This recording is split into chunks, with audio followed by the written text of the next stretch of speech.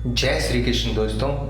भगवत गीता के अध्याय 3 कर्म योग में आपका स्वागत है।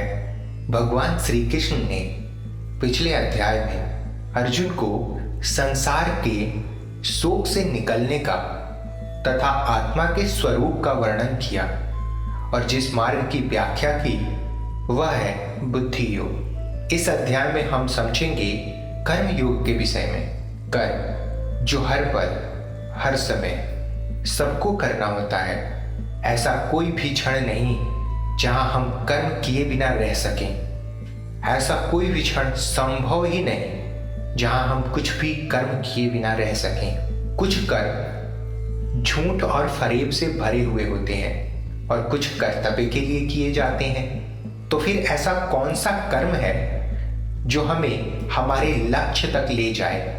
उसी का एनालिसिस, उसी का वर्णन श्री कृष्ण हमारे लिए करेंगे। तो मैं प्रणाम के साथ गीता के अध्याय 3 को प्रस्तुत करता हूँ।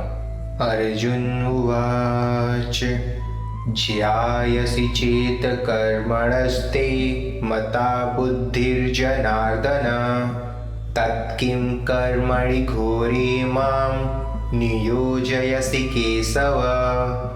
अर्जुन पूछते हैं कि हे जनार्दन, यदि आप बुद्धि को कर्म से श्रेष्ठ समझते हैं तो फिर आप मुझे इस घोर युद्ध में क्यों लगाना चाहते हैं? कृष्ण ज्ञान को कर्म से अधिक बेहतर बताते हैं। तो इस हालात में यह सवाल उचित बनता है कि अर्जुन को कर्म करने के लिए मतलब युद्ध करने के लिए क्यों कह रहे हैं?